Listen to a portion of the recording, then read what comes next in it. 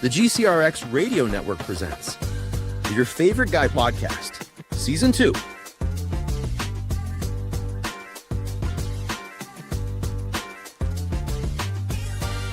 Hello. What it do, crew? It's Brian with a Y. Your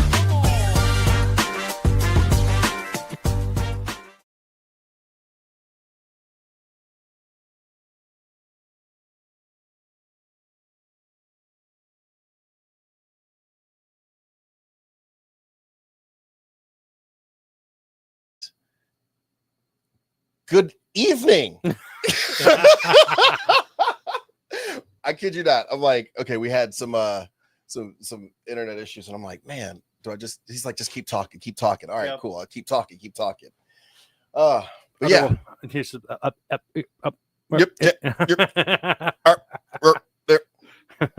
That kind of reminds me, like, if you ever want to get off the phone with somebody and you airplane mode, it'll drop the call immediately. And it looks like you didn't hang up. It looks like a call failed. That's what it says. And now you know. I like it. The more you know. Good evening, everybody. Welcome to Monday night. It's Brian with a Y, your favorite guy, and this is the Your Favorite Guy podcast. Just out here, how, man, it's been such a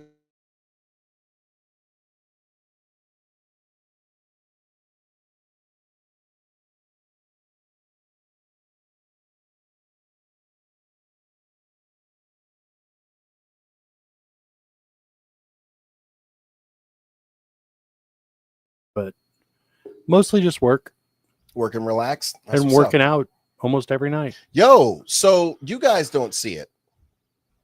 I see it because I see Bill like weekly. This dude has dropped a considerable, and you know what? The weight that you've lost, I'm pretty sure I found. Oh, so you know, you picked it up. I picked it up. I picked up what you were putting down. Oh, yeah, but he's doing a great job on his weight loss journey. I know I'm following suit as I've changed. I've had a salad a day every day since we last saw each other. Salad.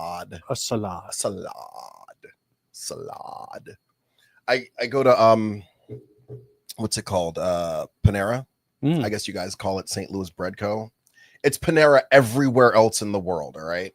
In any case, I get the Mediterranean greens, and I couldn't believe I was making myself pay more money than I needed to. So I was getting the Mediterranean greens salad with chicken, 86 chicken, and it's a $3 difference. So I would get the Mediterranean salad, with chicken, but then you take the chicken then I off. would take the chicken off, and it's like, does it reduce the cost on your end if you take the chicken off? I don't know, but I'm pretty sure it doesn't. No, that might have been a weird loophole. I did talk to somebody who was there, and they were like, yeah, you just kept costing yourself money. And I was like, that's not okay. That was a couple months ago. Now it's a little bit like, okay, just the Mediterranean salad, no chicken. And because there are two of them on the menu. There's one that's with chicken, and then there's one that's without chicken. And I would order the one with the chicken and then just remove the chicken, but the price didn't drop. Yeah. So that was stupid of me. I'm just donating money to Panera. Yeah. You said we call it St. Louis Bread Co. And there are a lot of things that if the name changed on it, that people would probably be salty about it. But like, to me, and any St. Louisans out there watching, if there are any, or you watch afterwards, drop it in the comments. But I don't necessarily think that I would have been upset if they would have just changed them all to Panera. Like, I wasn't married to the St. Louis Bread Co., or offended that they would change the name of that. Like, kudos to Panera for, keeping it, like, and perpetuating that name, but like, I don't care. So is it St. Louis Bread Co. because it started in St. Louis? I don't know the whole story, but I would assume that, and you might want to Google this, but I would assume that there was a St. Louis Bread Co. that was pretty similar, and Panera probably swooped in and grabbed them. Okay, let me see. St. Louis Bread Co. Because now it's just like, so what areas do you want? Like, do you want to find a location? No, I don't want to find a location. Okay. Also, on the topic of Mhm. food restaurants, we were in Fairview a few weeks back, and Oh, we were at Red Robin. yum. I knew you would do that. That's why I paused. But we were at Red Robin, and across the street from Red Robin is a honey baked ham company. Oh, yeah. And then the question popped in my mind: who goes there? Never in my life have I ever purchased anything from the honey baked ham company. Okay, so you are bringing to the table something that I've talked about for a while. Mm-hmm. Long John Silver's. Mm-hmm. I never see anybody in there, and I think it's a front. Well, I mean, most of them are closing now, so apparently they're not even a good front. I mean, the mattress stores, I think, have that taken up, you know. But yeah, like Captain D's. Yeah, that's another one. Who eats fish Maybe twice on in a my regular life. basis outside of Lent? Maybe twice in my life that I've and listen, if you're going to eat fish or something of that nature, usually have like a little local shop that does it really well. Dude. Like around here, Marco's Fish down in Madison is amazing fish. They got great fish sandwiches, catfish nuggets, you name it. Marco's Fish is really awesome. And I would 100% take my business to Marco's Fish if I was like, ooh, I need a fish sandwich So before I would go to Long John's or Captain D's or Captain something. D's or something. Yeah. So there's a spot near where I grew up. It's on Church Avenue in Brooklyn, New York, near Rockaway Parkway. I want to say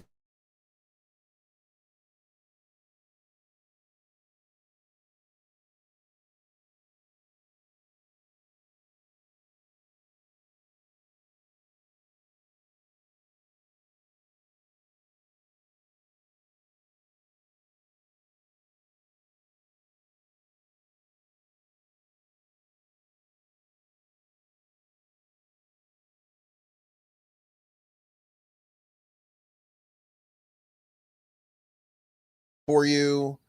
Yeah, so they'll go out, they'll catch, they'll bring it back same day. And I learned that you can tell how fresh a fish is by the eye color. If the eye is like really red, it's been sitting for a couple of days, even though they have it on a bed of ice. Mm-hmm. It's been sitting for a couple of like days. But if it's fresh, the eye is usually really clear. So they'll go out and they'll catch that morning. They leave at like 2:00 in the morning. They catch, they bring it back. They're back by like 8, 9 o'clock in the morning. They have everything set out. They've got the ice already set. And then they'll, if you want it, they'll either fillet it for you or they'll prepare it however you want. And if you want, you can get like a bag of veggies and they'll steam it for you right there. They'll put some Old Bay seasoning on it and then just like put it in the steamer and see, that's, and then you've got lunch. That's so corporations, I'm not going to dog on every corporation. There are a lot of corporations that do food service or whatever really well, but like Panera. But I think that it's something that we lose from the mom and pop, because if you look at a corporation, it's like, oh, once I do the math, it's not worth paying some guys to go out and catch these fish every day at 2:00 in the morning. And it's just not financially feasible. Right. But when it comes down to a mom and pop, and this is your livelihood, this is how you make your money, has been for years, you just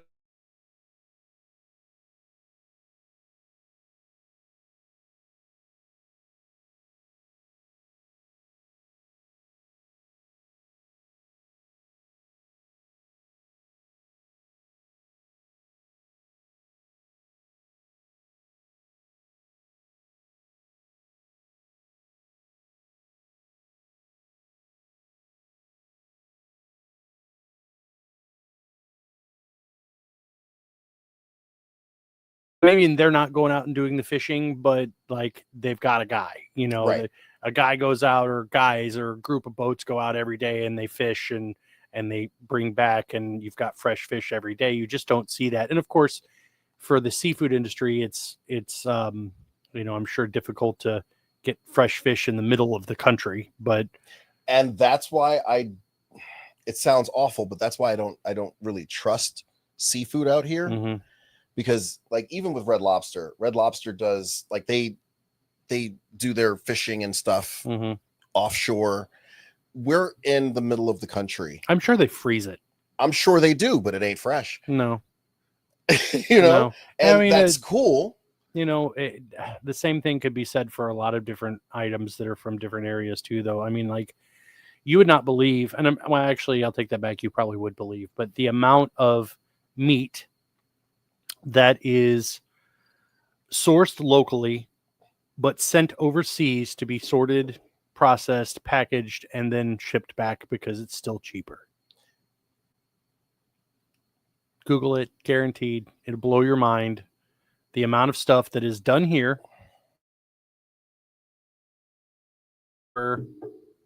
brought back here. So I'm just going to throw it out there. You asked me to Google something about St. Louis Bread Co. Oh, yeah. So their headquarters is, it's just water, folks. Is vodka. Vodka. It's water. We don't have a deal with these guys, so I'm not. I kid you not. It's literally a bottle of water, and I got it at a gas station. It's an Ice Mountain. We don't get paid by these guys. We're not sponsored. I'm just trying to guess the brand. It's not Ice Mountain. Oh, but anyway, Nestle Pure Life. But anyway, it's 1.5 liters. But yeah, so St. Louis Bread Co. is called St. Louis Bread Co. largely because their headquarters is in Fenton, Missouri. Oh, okay. Which is like, what, 40 minutes from here? Mm-hmm. All right, cool. So yeah, that's why it's St. Louis Bread Co. I met you as Panera. You'll always be Panera. So wait. So St. Louis Bread Co. is still an independent organization? They didn't get bought out by Panera? Let's see. I mean, why are they in bed with Panera? It's no. Okay, so I'm just pulling this off their Wikipedia page, so it's not gospel, but it's close enough. Started in 1987 in Kirkwood, Missouri. Panera is an American multinational chain of bakery, cafe, fast casual restaurants with over 2,000 locations all over the United States and Canada. Its headquarters are in Fenton, Missouri. The chain operates as St. Louis Bread Company in the greater St. Louis area with over 100 locations. Panera offers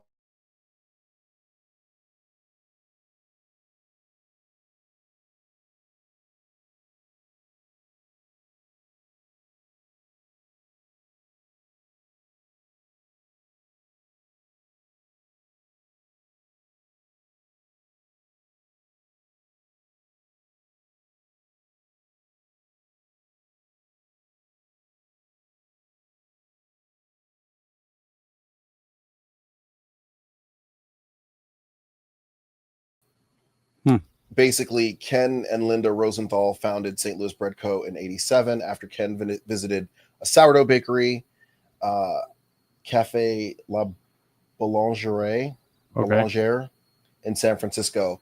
At the insistence of his brother, after being fascinated by the process, he decided to start. He was trained to make sourdough by Roger Brunello for a year.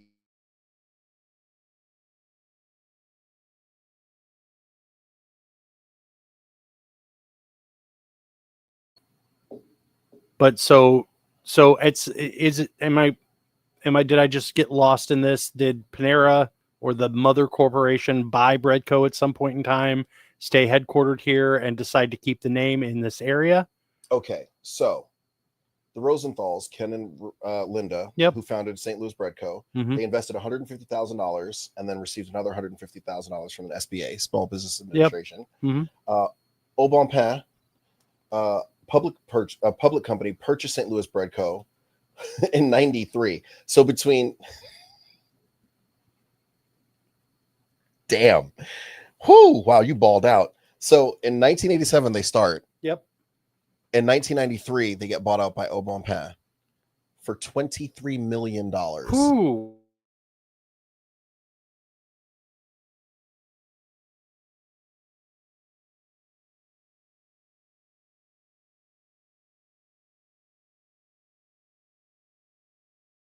A word that has Latin roots for bread basket. Okay, so it's not like Starbucks where venti doesn't mean anything. I don't know what the hell venti means. Yeah. Venti means 20. Yeah, because it's a 20-ounce drink, so venti means 20, but Oh. it's the largest. And then they have the iced Trenta, which is like 30. Mm-hmm. But Yeah. basically, in May of 99, Au Bon Pain sold the firm. Sold to the firm Bruckman, Rosser, and Sherrill for $78 million, so that they could focus, because they were going to focus on the Panera chain. In 2000, Panera relocated to Richmond Heights, their headquarters, and then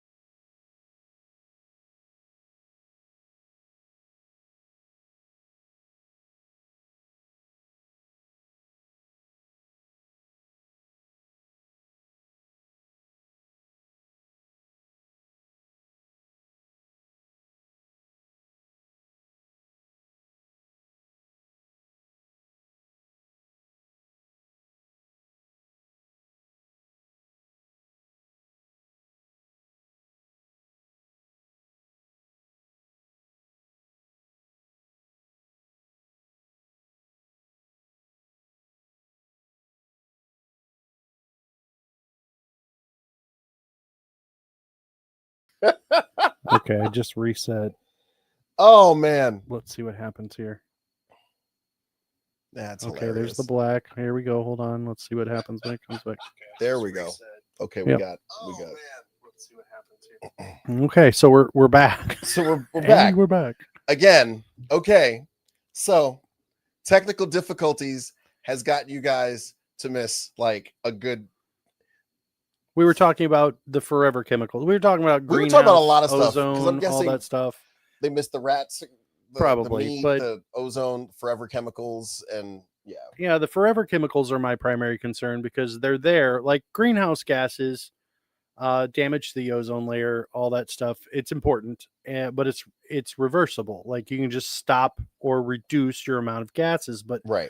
once you make these chemicals, they're out there. Like let's talk about Times Beach in Missouri. You're probably not familiar, but Times Beach was a small community that was around for a very long time. Started as it was a sales pitch for a local newspaper.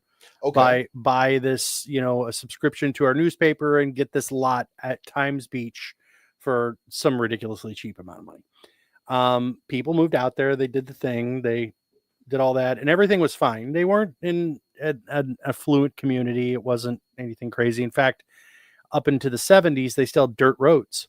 And one of the problems that they encountered out there was that these dirt roads would turn into dust bowls, dust everywhere, wind blowing up the dust. So they paid a gentleman by the name of Russell on the roads. And I know that sounds atrocious today, but Back that then, was common it made practice. sense. Okay. In fact, they used to oil and chip roads all over the place. Like it was just common practice. You'd see a sign that said fresh oil, and you knew that you were going through a road that had been oiled, probably for dust control or to keep the rocks together, all kinds of different reasons. But anyway, this guy went out there and he sprayed waste oil, which was a common practice, onto these roads. It was supposed to be used motor oil, but it contained chemicals from a company that should not be mentioned because I don't like lawsuits. So anyway, that chemical is known as dioxin.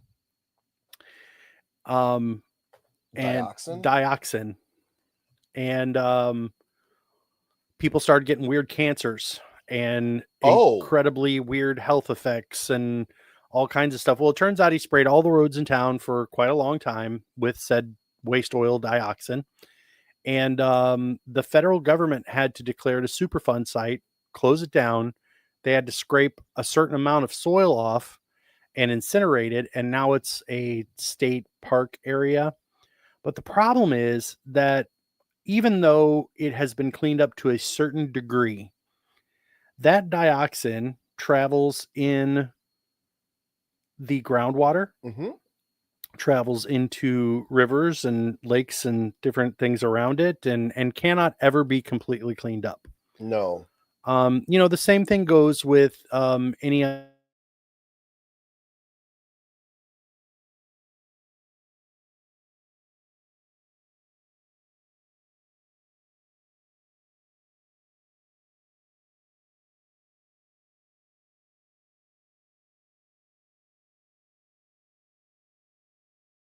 mine, who I will not name, was in college and didn't understand how dangerous this was. Yeah.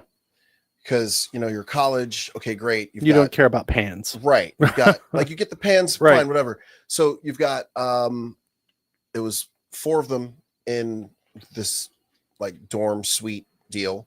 And they are cooking. They're doing the thing. Great. One of the residents had, like, a parakeet. And one day they came home and it had perished. And it was just like, oh, well, what happened? And it had to do with the coating on the pans being heated up too much and got in the air and became airborne. And that's a big reason why people who are like miners, they'll have a bird with them. Yeah. And it seems like a stupid thing. Like, you're in a mine. Why? Because they'll be the first one to go. Right. And then that indicates a problem. There's a problem. There's a gas leak. There's some sort of Yeah, harmful chemical before meters were around to monitor oxygen that levels. we need to be gone from this place. Yeah, there's so many ways that it can be ingested. Obviously, you can overheat the pan and it can release some chemicals. It scratches off. The coating scratches off and can get in your food. Then you're ingesting that, and it's just been shown to cause so many negative health effects. And here's the thing: a lot of people look at that and they're like, oh, well, no way, it's been around for so long and there's been so many tests. And it's like, but once you go down the rabbit hole of seeing like who performed those tests, where those tests are, where the funding for those tests came from. And then you look at things like asbestos. Asbestos was the wonder fiber. Yep. Like, it's not flammable. We're going to put it in walls, tile. We're going to insulate things with it. It is amazing. And it literally was. It was like, hey, look at this thing. We can build houses that literally cannot burn down. Right. It's a firewall. And when they started doing research on these folks that were mining the actual asbestos, and even people who worked with it in manufacturing sectors, and like, hey, why are these guys having lung problems and all of this, that, and the other? And these companies fought those investigations, and it took years for asbestos to be labeled as, oh, this isn't good. Right. And it's still in some products today because the products wouldn't exist without asbestos being a thing. Right. So it is not unheard of for the public to use something for years, only to find out years later that, oh, this was never good. I mean, it's the same thing with cigarettes. I mean, for years, cigarette companies would be like, oh, this doctor smokes Winston's, or this doctor smokes this, or this doctor smokes that. And again, they fought the research into it causing lung cancers and other afflictions because, cuts into the profits. And it's just like the automotive industry when they think about a recall. It sounds horrible, but you can go and you can find the evidence of this. If it's going to cost the company less to settle with victims, then I'm not doing a recall. And as unbelievably inhumane as that sounds, that's usually how that goes. Yep. I remember this was just a few years ago. I remember hearing the 911 call. They played it on the radio, which I was like, oh, this car was speeding down the highway, 2 children in the back. I remember this. And for those of you who don't know, there was an issue. I don't remember the manufacturer, but I do remember that it had something to do with the floor mat would slide.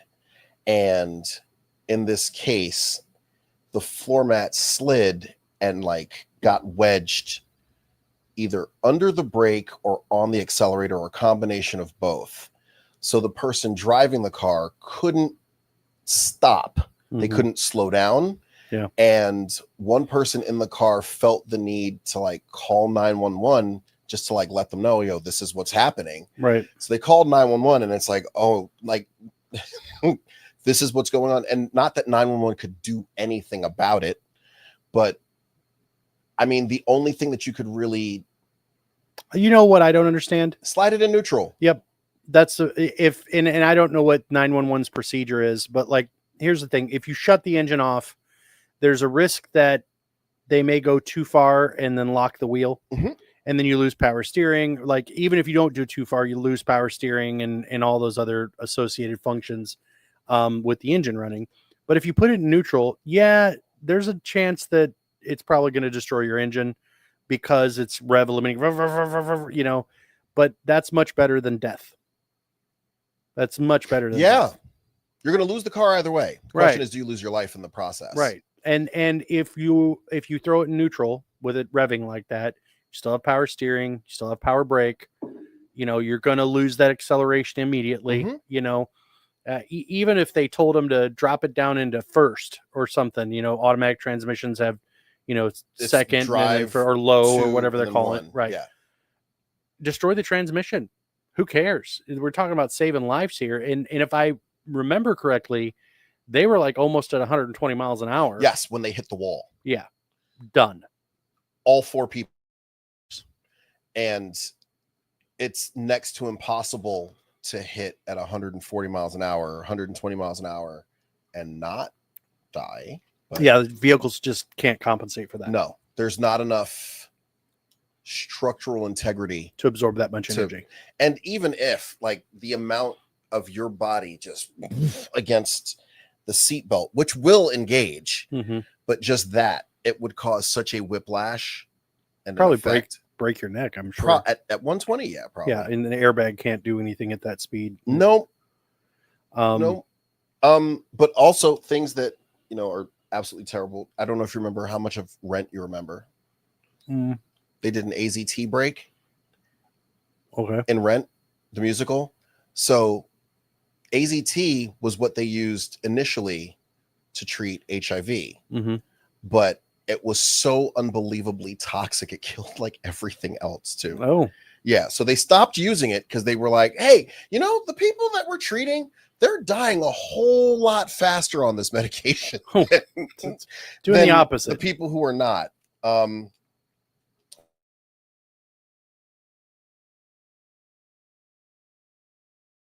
Virus, but it also scorches out a whole lot of other really important factors that the human body needs. So it's like chemotherapy, but less controlled. Sort of cut, yeah. Because chemotherapy is like it kills everything. It's designed to kill certain cells more so than others, but it has to kill a lot of others in the process. Yeah. Have you ever gone down the thalidomide rabbit hole? No.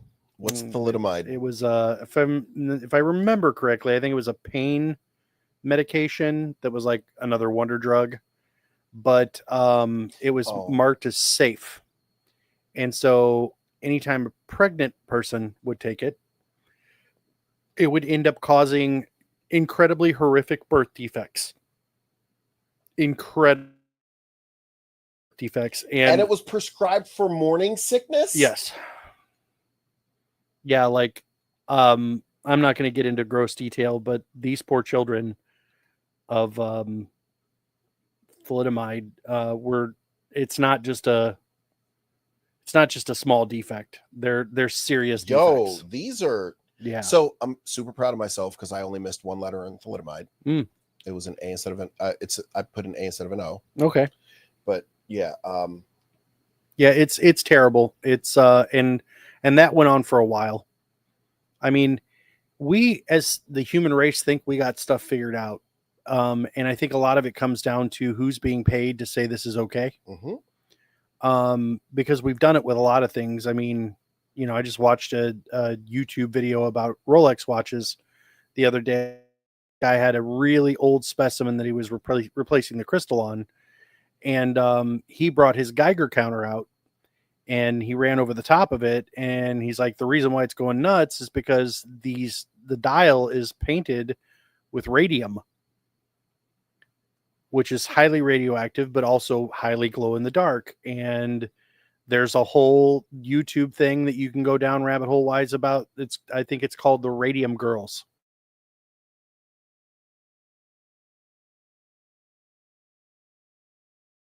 This other stuff. And it did horrible things. And that was another thing where like they tried to fight it. Oh no, it's not the radium and la la la la la. And like, yeah, it is. And you just let it go on.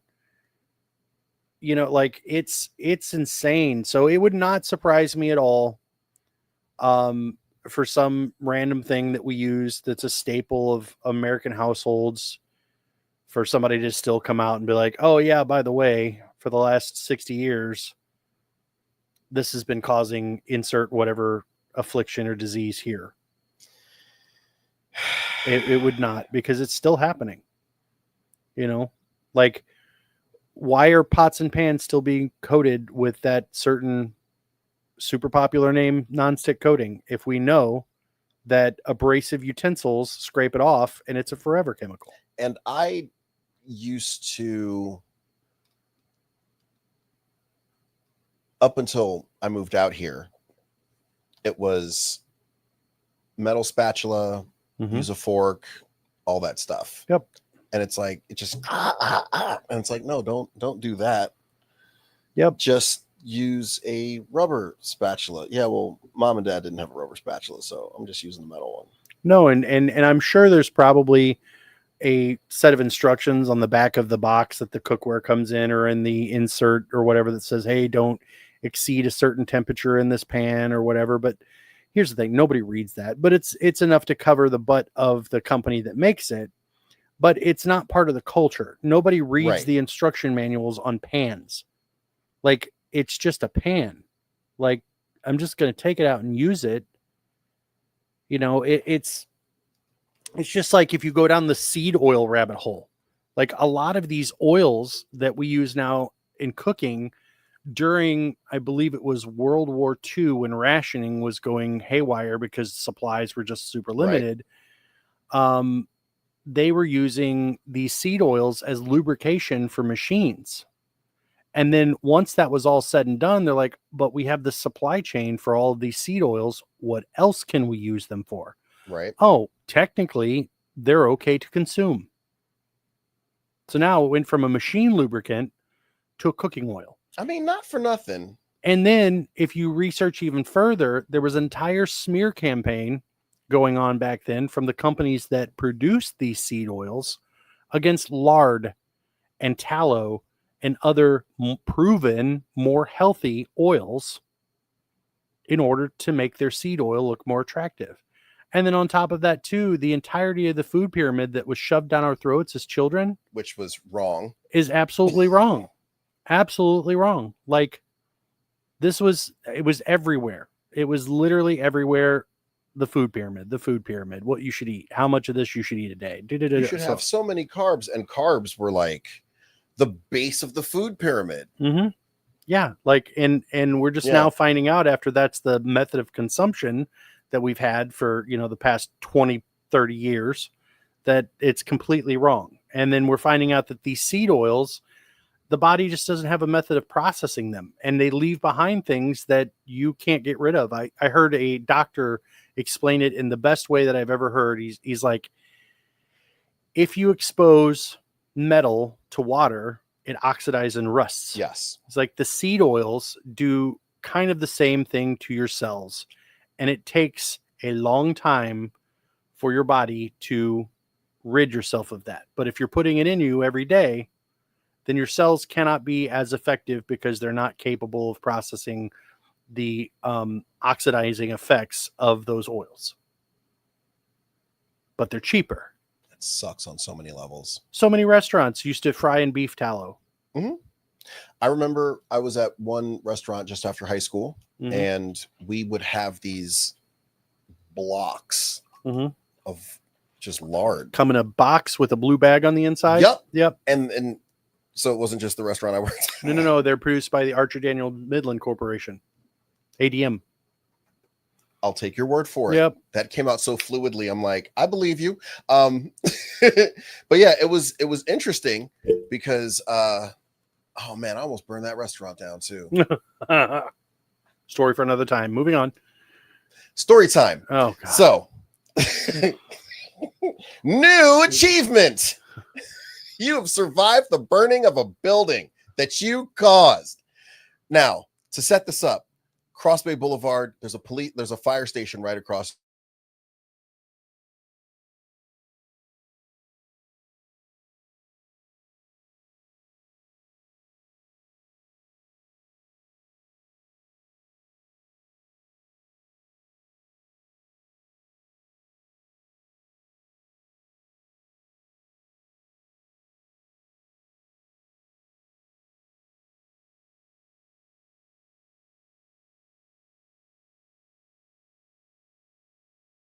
Trap. He would pump all the, get it into the grease trap. Great. Yep. He would take literal degreaser, scrub the machine. Yeah. Right. That's how you're supposed to do it. And then he would get rid of the remnants, like the degreased water. Yeah. Okay, cool. So he was very clear. He said, look, do not under any circumstances mess with this pot. What he taught, he was like the head trainer And his whole thing was, if you just take a block of this stuff and throw it in the fryer and then just like turn it on, because of the way that it melts, it'll catch on fire. Mm-hmm. So in order to kind of hedge that or head that off, he would melt some in a pot on the stove. Mm-hmm.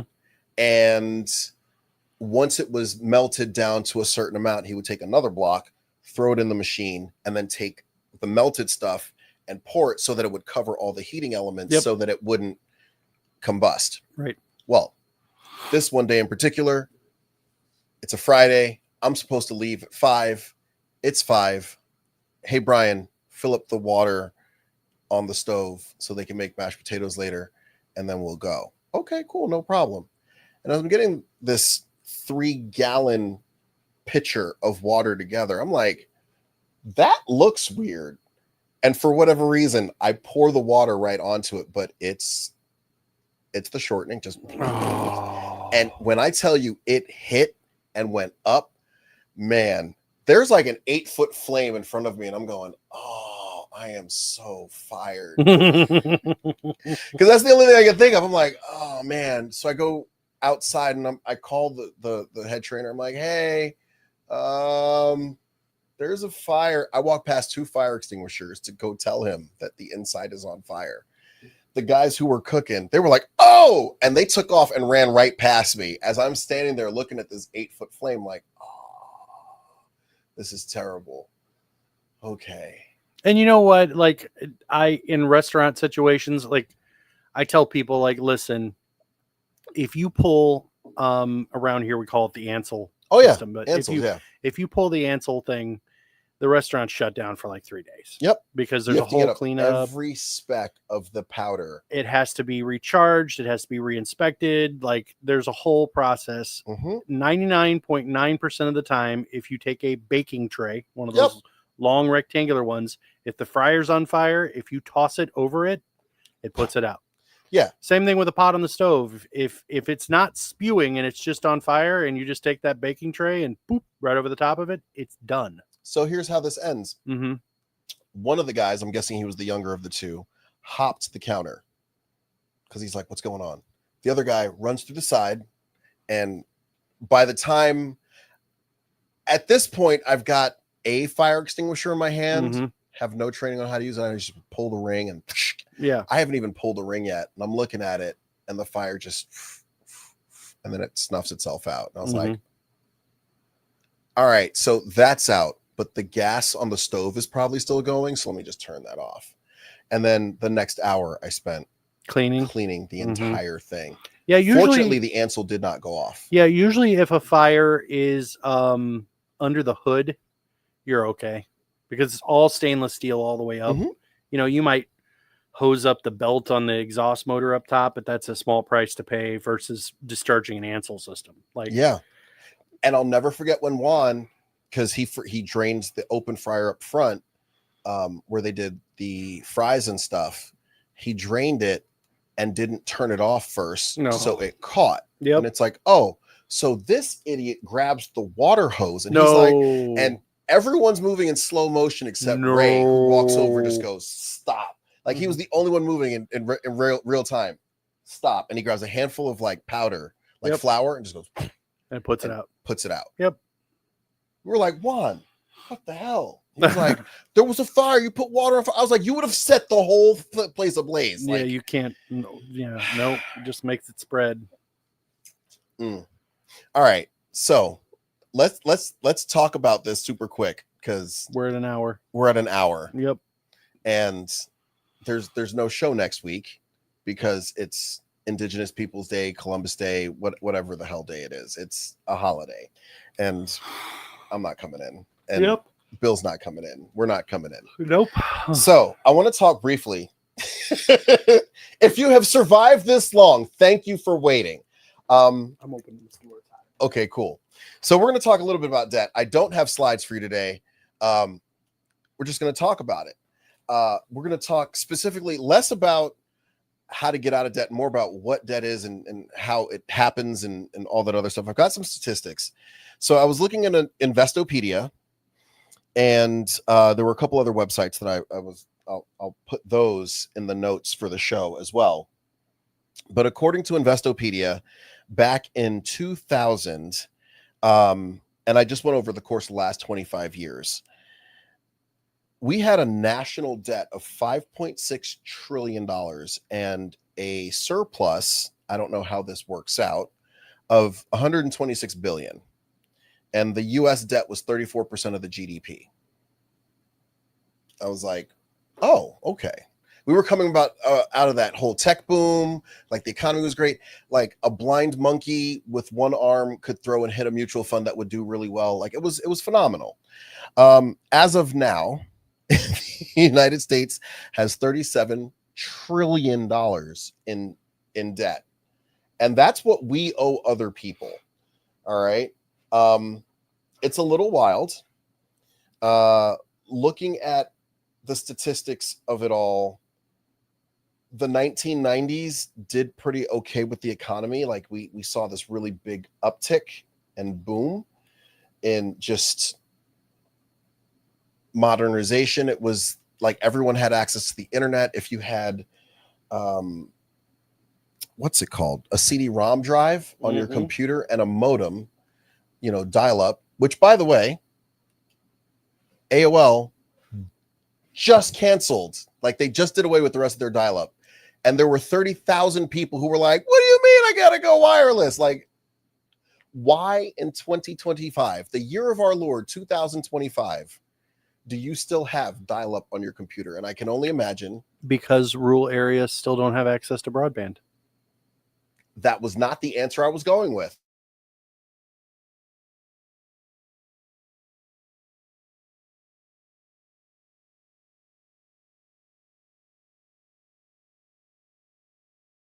Tracked so far, but is because it's a long ROI on investing in broadband infrastructure in rural communities.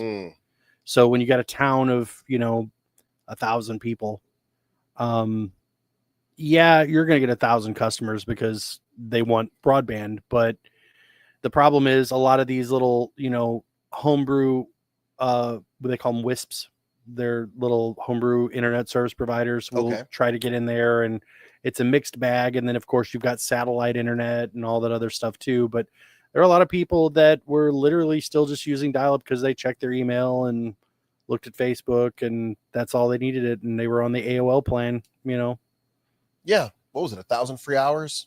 Oh God, those CDs used to CDs, get 1,000 hours. I'm pretty sure my mom still has a couple of those. Well, they're useless now. Oh, 100%. But yeah, up until maybe 15 years ago, she was also still paying $20 a month. I had AOL dial-up for a very, very short period of time. And then I went to a local internet provider called Wildfire here that I actually know the guy now who ran it. And their dial-in location was in town. So the connection speed was a lot faster. Well, I mean, still you're limited. The highest I ever connected was 54K on a 56K modem, but that's not bad though. No, it's not. But if I dialed the AOL dial-up connection, the closest dial-in location they had was Collinsville, and the latency was which got me higher. Closer to like 49 or 50K, and the latency was higher. Yeah, we're not gaming on that. You're not doing. I mean, we were talking over AOL Instant Messenger and taking 5 hours to download one MP3.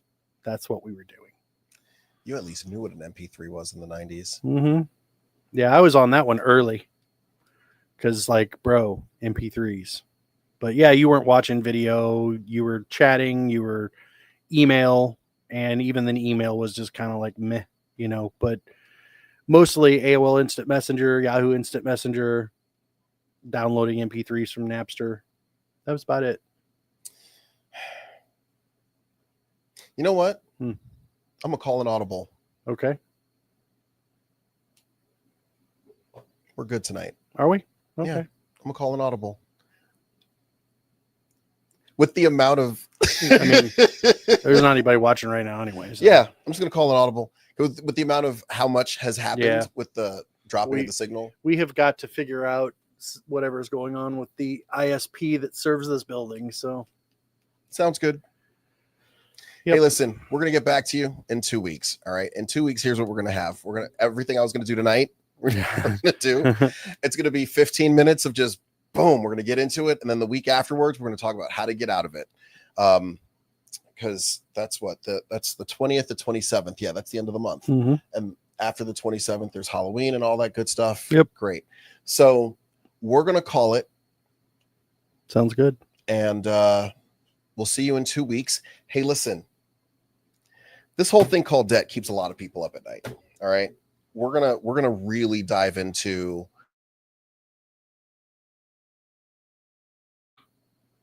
but getting through it. There are people out there who are really hurting.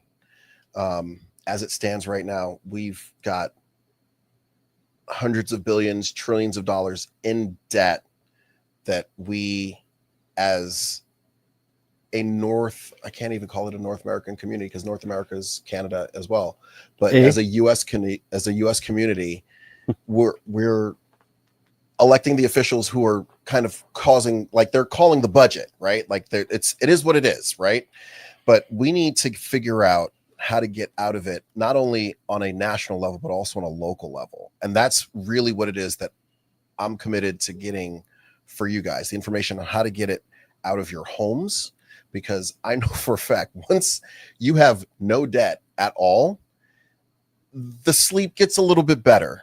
It feels a little bit more, and the idea of those awful phone calls that you're dreading, that all goes away. So we're going to work on this part, try to figure this damn thing out. Thank you for watching the show. I hope you got something out of it, whatever it was that you did get. I know it was like over an hour that we were on, but maybe half of that you either couldn't see us or couldn't hear us or whatever. But this has been the Your Favorite Guy podcast.